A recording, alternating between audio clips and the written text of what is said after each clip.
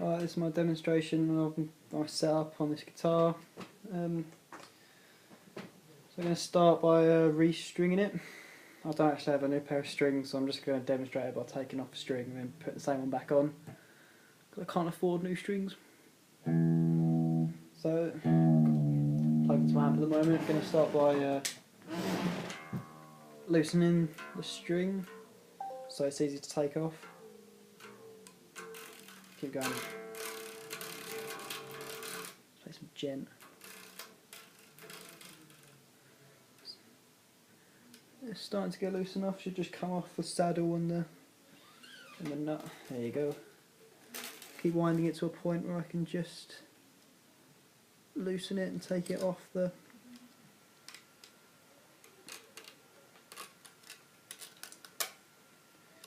Let's do this turn a bit so I can just slip it out of there.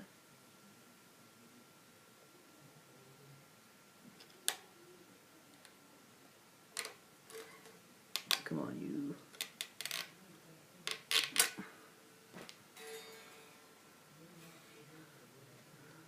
Bit of a tricky one to get out of this as well. Someone's used this string before me to restring this with, so.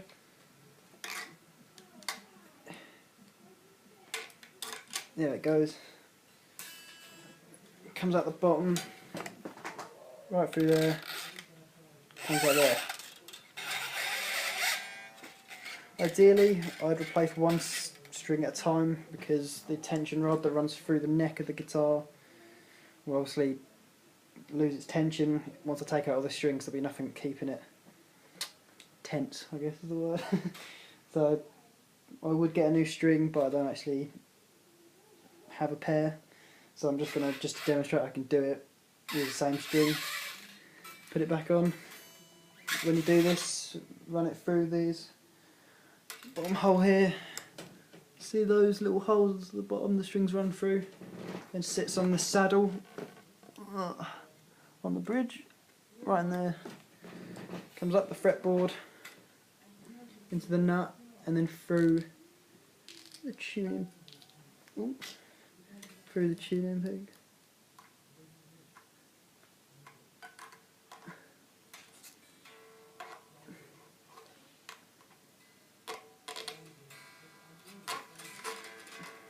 Now, when tuning or restringing even, with both really, but once this through there, sat on the saddle, sat on the nut, bring the string round. You want it this sort of slack string here to come round, so it's the opposite way you're going to turn it, and you should always have the string rotate round the nut so it's pointing into the guitar, so it stops the strings from sort of bumping into the other tuning pegs or like touching the strings. It also just looks neater. I'm going to tuck this under the string.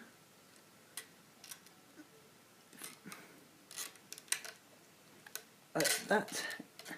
Pull it towards me. Press this a nice little loop in there, so that when I start to tune it back up,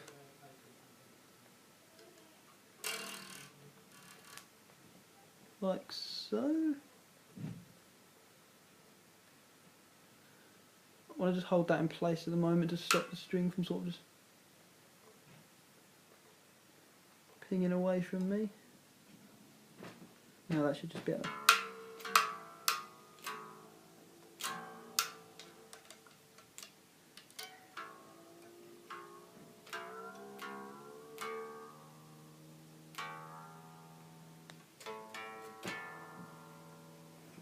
Again, make sure it sits nicely on the saddle and the nut.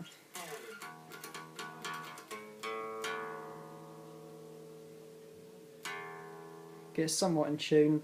The easiest way for me to do it, I've quite a good ear, so I play the 5th fret and the string above to get somewhat in tune. Just close. Just to sort of get it in, if you just give it a little tug, you should be able to hear it detune. This is back out of tune. Tune it back up. It's wearing the strings. Just don't want to restring a guitar and have it all go out of tune the first time I use it. Just again wear it in a bit. The best way to do it honestly is just to jam for a bit, do some bends and that. Not really great to do bends on this string, but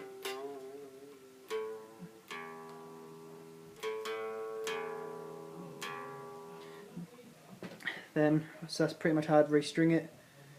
I would clip this part of the string off, as it,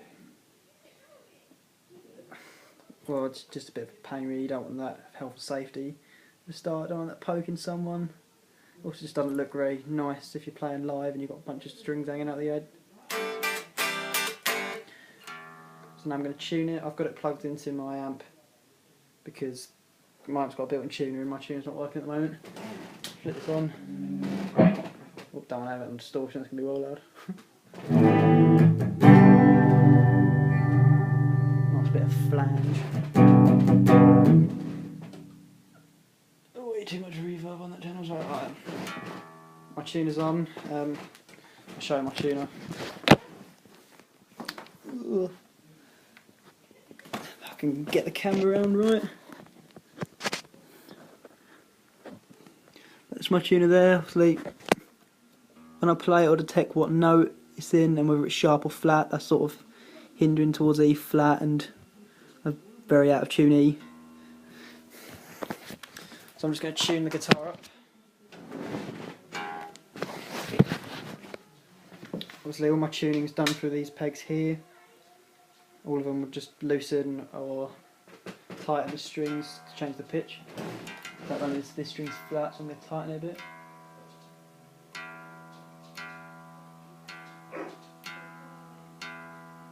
The main thing to do is to make sure it's in tune. Don't keep your hand on, let go, because obviously when you have your hand here it's going to pull on the neck, it's going to tighten all the strings and make it slightly sharp. So once you get it perfectly in tune, once you let go, it's going to loosen back up and be slightly flat. Just play the note once, then just tune it, don't keep sort of doing a tremolo on it. Next string, that's reasonably tuned onto this, so that one. That sounds sharp and it is slightly. Also always tighten the strings, don't loosen them, because you want to build the tension. If you start loosening them it will sort of go straight out of tune, so always tune up rather than tune down. So if you're too sharp, come right, so back down so you're flat and then tune back up.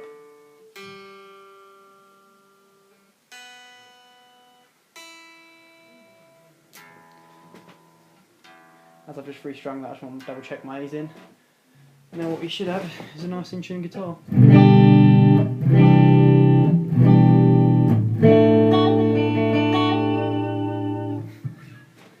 Right, one thing to make sure your guitar is in tune completely all the way over the frets. Turn this down a bit. Not sure what it's going to be like on this guitar, but obviously all my notes down here I'm going to want to be in tune up towards the top of the fretboard as well. So best way to check this is to play my open E and to play my octave there. That sounds quite good. That's a good way of doing it. I find it better to play the harmonic on the 12th because then the exact same note rather than the octave, so you can easily hear whether the pitch is different if I play the octave. So if I play the harmonic,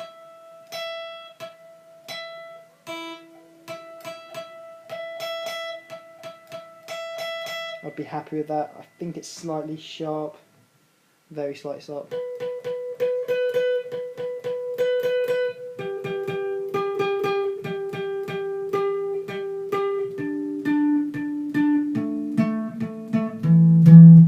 Okay, well my top three strings I think are slightly sharp. How I'd adjust this, I can't actually do it at the moment because I don't have the right tools on me. But if you look where the bridge is,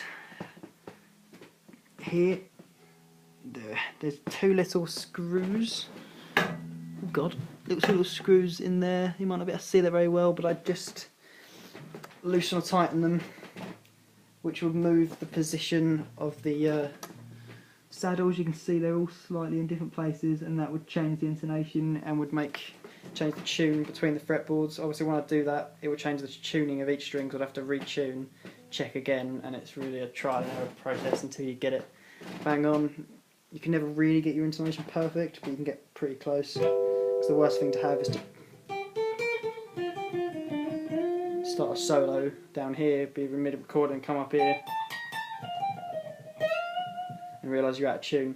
That sound, even though it's ever so slightly sharp, that could just be me slightly pushing down too hard on the fret. But yeah, you don't want to start a recording and have an out of tune guitar when you start playing up here. To clean it, best thing to do is just take a rag and get all the dust out of places. You tend to get a lot of dust build up in between the strings. I like to clean as I restring, because obviously it's quite hard to get a cloth under the strings and across the board, so I usually take a string off, dust it off, and then put the next one on and go for, so I can get all the dust off. Another cool little thing is there's stuff, you can get some spray actual cleaners which help just take some of the dust off. You always get some stuff called lem oil which you rub into the body, the neck even, the fretboard, and it just sort of, I'm not really sure what the word would be, but it just makes the fretboards a little smoother and nice to play on, rather than sometimes it can be a bit rough and bends and slides, and general playing is not that great. Yeah, that's pretty much it for this instrument that I can show you. You can take off the pots if you feel comfortable with it and dust underneath it, but it's such a minor thing I probably wouldn't bother. You can also check your right here where the jack is. You've got these screws here, make sure they're nice and tight. Especially I'd make sure that bolt is tight, because if that gets too loose you tend to rattle the one on the other side, and when that comes loose you get a lot of sort of cutting in and cutting out, especially when you're playing through an amp. A lot more on distortion channels it will cut out and you'll really hear it and it'll sound horrible, so you want to make sure those are nice and tight. Same with the pickups, your actual bridge, basically anywhere there's screws make sure they're nice and tight, although be careful of the ones on the bridge, because when you tighten those too much it will again change the action, which will change the intonation, which will change the tuning. That's not really what you want.